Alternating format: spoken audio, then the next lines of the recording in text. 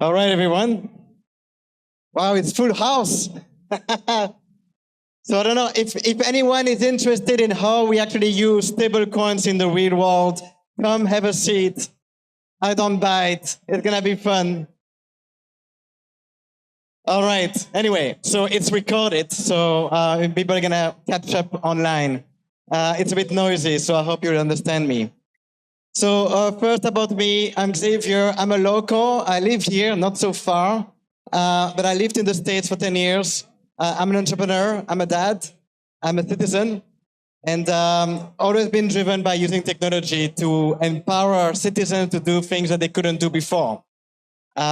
So long story short, yeah, I believe that it's time to change the way we organize as citizens.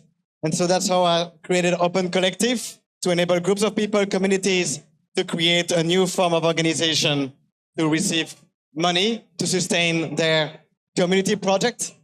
And so now more recently, DAO Brussels, Students Unite, Citizen Wallet. I'll talk more about that today. So two main takeaways that I want you to leave this talk with today is that every city is a DAO, is a decentralized autonomous organization. They might just don't know it yet. And the second is that eventually every city will have its own stablecoin. So right now, more than 89% of people pay with their mobile phones, right? Or with their touchless card. And so all of those transactions are digital. It means that all of those transactions are taxed by the global financial system. For a city like Brussels that has about 25,000 shops, that represents at least 5 million euros every single month. So that's money that is basically leaving the local economy. I mean, what the heck? Why do we have this tax right now? Especially today, where we have access to new technology that opens new possibilities. So you already know we went from Web 1 to Web 2 to Web 3. Web 2 enabled us to move information without intermediaries at a fraction of the cost. Web 3 does the same, but for moving money. And so now that we can move money at a fraction of the cost, maybe we can create our own solution, our own payment rails for our local communities. So today we have Apple Pay, Google Pay, Samsung Pay. Why don't we have also Brussels Pay, right? Or New York Pay, San Francisco Pay, Madrid Pay, like every city could have its own payment system. How would that basically work? Well, you can think of it a bit like a festival. When you go to a festival, and there is one here, the Brussels Summer Festival, every year here in Brussels, you basically get a wristband, and then you can top it up. And within that festival, you can just pay, and there is no transaction fees. Well, the idea is the same, except that it will be like a year-long festival, not only during the summer, but all time. So this is in more details. I'm not going to go through every single step here. Feel free to reach out to me if you want to find out more. But the main idea really is that there is a cooperative, a digital cooperative, a DAO, owned by the shops and their customers of Brussels. And every time there is a transaction, that DAO is basically issuing tokens to the customer and the shop owner. As a result, you end up with a digital cooperative, a DAO, that is made of all of the people who participate in the local economy. And then the transaction fee, instead of going to Visa, MasterCard, Apple Pay, Google Pay, goes into that DAO, and citizens can make proposals to get funding from the DAO. And we're just talking about that with Marina a bit earlier. Like, in the world right now, where in Europe and across the world, the far right is becoming more and more in power, and the first thing they do is they cut off subsidies to art, to freedom, to various different initiatives, social society. It's going to become really important that we develop more and more alternative systems, citizen budgeting, participative budgets, so that we can keep funding what we care about as citizens. So every city is a DAO, and this is a way to basically fund the DAO, create the rails, create a payment system that citizens can use to have economic activity the transaction fee feeds that participatory budgeting. Now, underlying that, there will be, every city will have its own stablecoin. So the world of stablecoins today, like any new technology, first focus on the existing players, existing currencies, right? So we are in the stage a bit like WordPress with the first CMS, content management system. We're the first ones were really for existing publishers, for the CNN, New York Times of the world. But then it grew exponentially once they basically realized that the potential was about enabling new publishers, new players to be able to start publishing content. I think it's the same for stablecoins. Right now, the focus is on existing currencies, but stablecoins open a new CMS, as in currency management system. And the real potential is going to be about enabling not only existing currencies to go on chain, but enabling new currency issuers. So Web 2 was all about print your own stories. Web 3 is about print your own money. Stablecoins are actually not new, right? The future is already present. It's just not evenly distributed yet. It's been actually decades that people have been doing local currencies. In fact, I have with me here a couple of them. Those are local currencies from Brussels. Feel free to pass them around. So this is this is called the ZIN. It's the real local currency of Brussels. It's been existing for 5 years now. And, but I also have other currencies. Here is one in the south of Belgium, for example, another one. Here is one in France. Turns out there is more than 5,000 of those local currencies. And so, yeah. So people have been doing those local currencies for various different reasons. One of it is that the dollar has only one value. But the community currencies has many different values. I will need them back, yes, thank you. So yeah, so the idea of a local currency is that you can print your own values in it, right? So if you basically use the local currency of the ZIN, it can only be spent in shops that are locals, that are not multinationals, that are not mass-produced products, that are much more sustainable, and so on and so on. Whereas with the dollars, you basically have no idea what are the values of the users. And to me, that's a concept that is very important, because in a world where we only have a few multinational currencies like the dollars and the euro, it's kind of the monoculture. A monoculture of the one size fits all, a monoculture of, well, it doesn't matter how you create value in the world, as long as GDP increases, it's good. And so whenever you contribute to GDP, you receive this coin, and that gives you access to mass-produced products, right? Things that are soulless. Things that are not sacred, things that are the same everywhere you go, the same Starbucks everywhere. But if you go in a world of many different currencies, this gives you access to unique, sacred goods and services produced by your local community, right? You belong in a community that is not anymore one size fits all. It's a community where you feel like you belong. You're not just a number. And that's basically, to me, like the world of permaculture, a human permaculture, an economic permaculture that we need to go to. The other thing is the dollar can fly anywhere, right? Whereas your community currency stays in your community. If I give you $1, you can go spend it on Amazon. If I give you a local currency, you can only spend it in the local economy.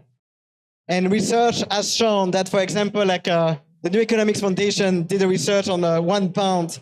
If you look at currency, will generate about 1.76 pound of local economic activity compared to 36 cents when it's spent in non-local businesses. And then here in Germany, another local currency showed that each currency would be generating 2.5 to 3 times more economic value. Now, in terms of a legal implication, because we have some lawyers in the room, In France, they actually they recognized the existence of local currencies since 2014. It comes with a couple of conditions. The issue of local currency needs to be transparent about the operation and financial management. And that's where I believe that blockchain can really help, because if everything on the blockchain is transparent, it has to operate within a specific boundaries and used to promote local activity and sustainability. And thank you. And it must be issued by non-profit or cooperatives. So here's the bad news, though. Most of them actually are not working, right? They are a bit like couch surfing before Airbnb. So you basically have community of activists that really love those ideas of local currencies. That's why you have more than 5,000 of them. But then as soon as the initial people, have their motivation and they're kind of running out of energy, the currency dies out. It's really hard to get going. And yeah. The other problem is that they usually lack technical abilities. Most of them are paper only, and nobody wants to use paper anymore. And when they use software, they use this 19-year-old piece of software called Cyclos. And so the user interface, of course, has been updated over the years, but it's still very, very not at the level that people could expect today.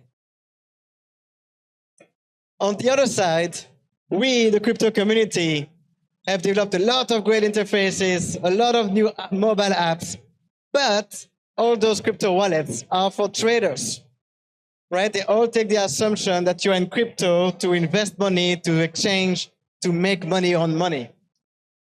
And that's cool, that's fine, but that's a very different focus, right? My mom is not going to download this type of app. Most people out there just want to receive their currency and be able to spend it.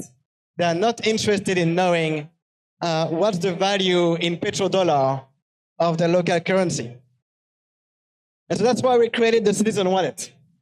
So the Citizen Wallet is an open source wallet that any community can use for their local currency. And so this is how it looks. The whole point is really to abstract away Web3. Nobody needs to know that it's Web3 behind the scene, right? People just care about receiving the token, sending them. So you can print a voucher, and if you scan it, you can redeem it. You don't need to download any app. You can, but you also don't need to enter any phone number, any email address. You just have it straight up in your device. So it's basically scan and play, right? Which is the way it should be, because if I give you this piece of paper, I'm not asking you for your email. I'm not asking you to download an app. You put it in your pocket and you can straight away give it as a tip to the bartender or something, right? So this is the digital equivalent of that. But we also have a native app, so you can try to scan it. Actually, this is a real euro. I'm kidding you not. This is a real euro that you can spend if you scan it. But of course, there is only one, because that's the whole point. There is no double spending. So the first one to redeem it will actually get it. So it's also embracing account abstraction. So there is no gas fees, right? Because that's a massive UX issue. If I give you a token on your MetaMask, you cannot do anything if you don't have ETH to pay for gas, right? So that's a big no-go. So here we solve that. When you deploy the Citizen Wallet for your community, you can have a sponsor, a paymaster, and you can sponsor the gas fees for all of your users. And then also realize that the best interface actually is no interface. So we've been playing recently with NFC wristbands that I have here. And so the idea is that you can basically turn any of those NFC tags, whether on a wristband or on a keychain, and use that as a crypto wallet. And so you can tap to pay, and then you will see directly on the blockchain the transaction happening. This is a really fantastic use case, because then you can just give to anyone. You don't need to have a smartphone. Even if you are running out of battery, you can still have some pocket money on your wristband or on your keychain. I actually have my keychain here. And so I have a real kind of physical representation of the communities I'm part of. So these are real coins, and each of them have an NFC tag. And so here's my keychain for the DAO Brussels community where I have some euros to pay at the bar. But then you can also do it in reverse, where you can do tap to pay, but also tap to earn. And that unlocks great new use case where you can develop your own economy and try to get people at your conference or in your community to do actions that are going to be good for the community, like cleaning the public park or contributing to the conference in some ways, participating in workshop or whatnot.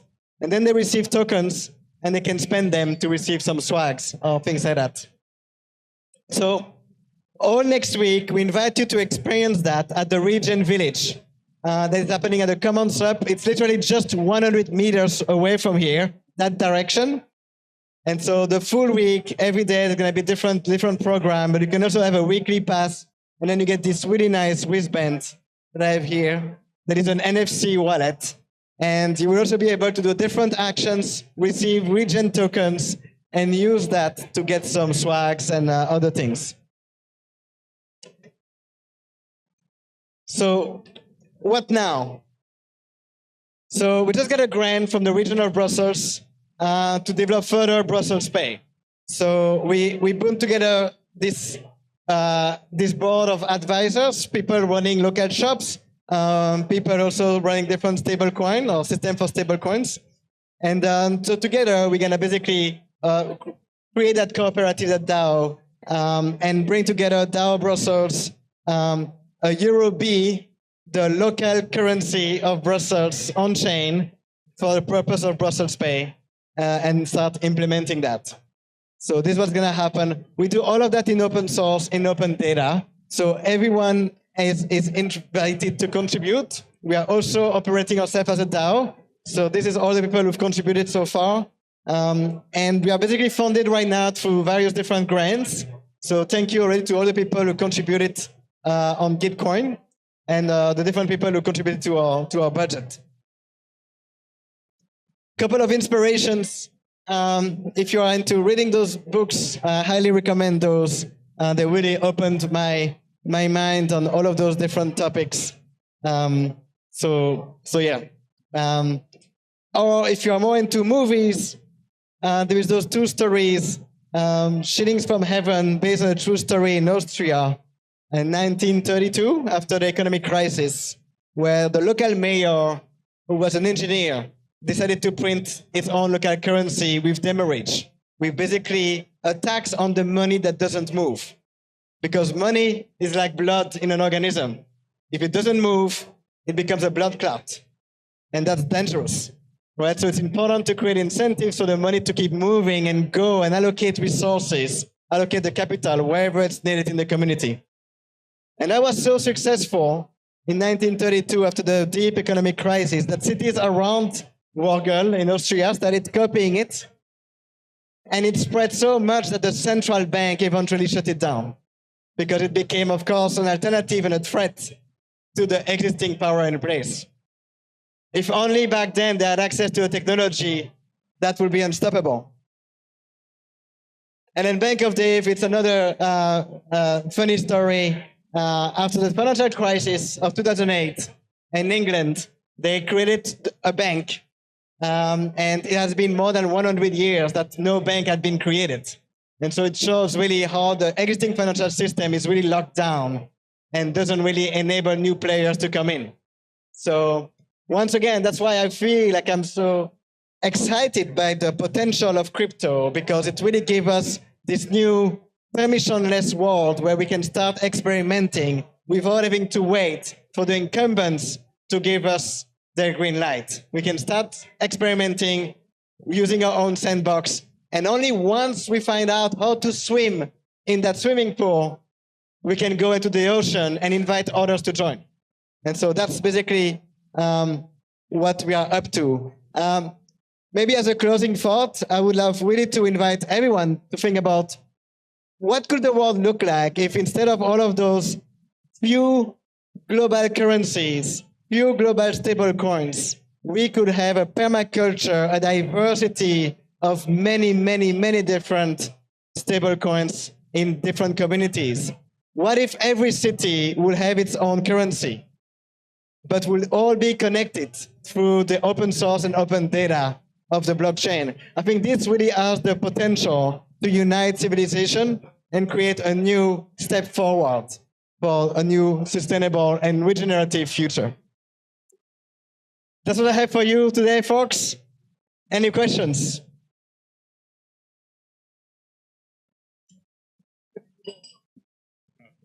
How do you enable liquidity outside of the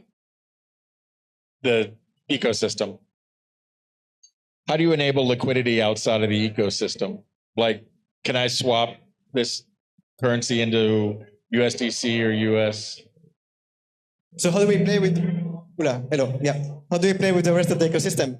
Yeah, I mean, that's the thing. Because everything is on the blockchain, anyone can create a Uniswap pool with the local currency and another currency, right? So right now, the EuroB is on the Gnosis chain. And so, yeah, the community is free to do whatever they want, right? Thank you. More questions? Any other question from the audience? Sure. You can also catch up afterwards, after stage. Thank you. Xavier, thank you very much for this presentation. Please give a big applause.